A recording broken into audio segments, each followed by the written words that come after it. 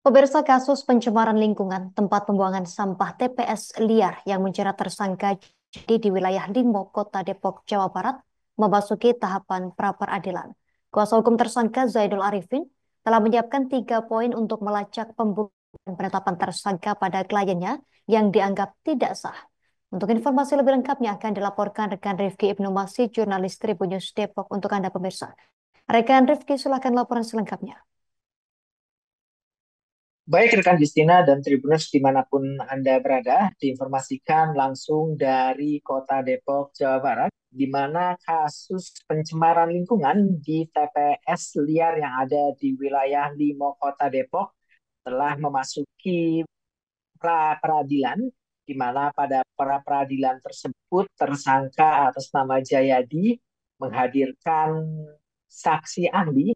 Saksi ahli tersebut yakni ada dua bidang. Pertama, saksi ahli lingkungan, selanjutnya juga saksi ahli pidana.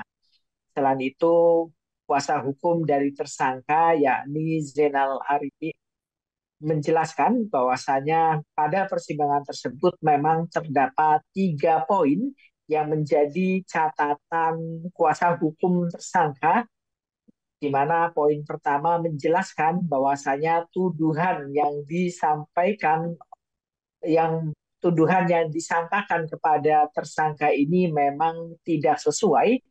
Pasalnya KLHK atau Kementerian Lingkungan Hidup sendiri mensangkakan Jayadi atas perusakan lingkungan imbas dari keberadaan TPS liar di wilayah Limo.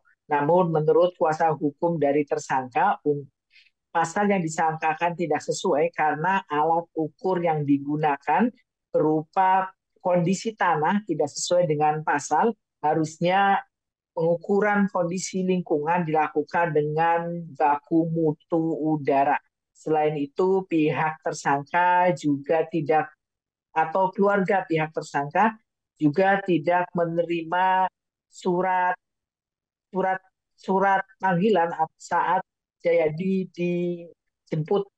Selain itu juga dari pengacara korban juga telah menyiapkan saksi ahli untuk menjelaskan secara langsung apakah tersangka memang layak dijadikan tersangka atau justru status tersangka yang ada pada pihak Jayadi tidak sah.